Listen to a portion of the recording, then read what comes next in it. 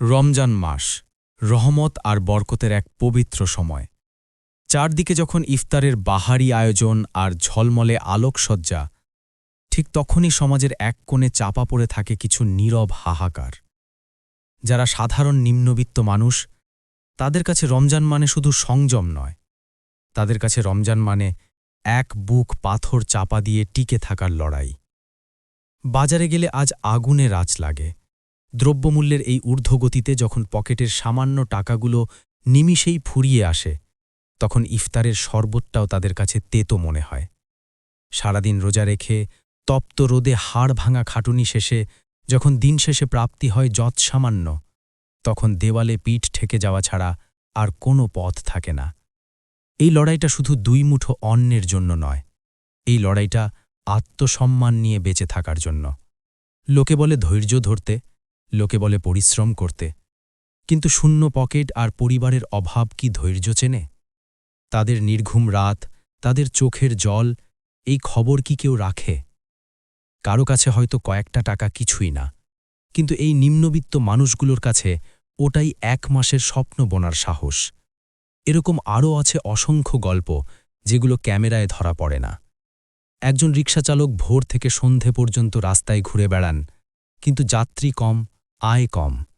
বাড়ি ফিরে সন্তানের দিকে তাকিয়ে হাসেন, অথচ ভেতরে ভেতরে ভেঙে পড়েন।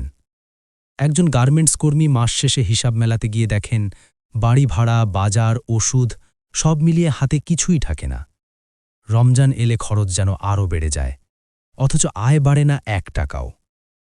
অনেক মা আছেন যারা ইফতারের সময় সন্তানদের প্লেটে একটু বেশি তুলে দেন, নিজের অংশটুকু কমিয়ে দেন নিঃশব্দে। বলেন, আমার ক্ষুধে নেই, কিন্তু বাস্তবে তিনি সারাদিনের রোজা ভাঙেন অর্ধেক পেটে।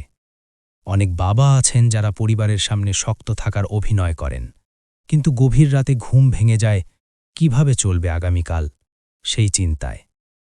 রমজান সংযমের মাস, ঠিক, কিন্তু সংযম তখনই অর্থবহ যখন তা কষ্টে থাকা মানুষের পাশে দাঁড়ানোর শক্তি দেয়। শুধু নিজের ইফতার নয়, অন্যের ইফতারও নিশ্চিত করার শিক্ষা দেয়।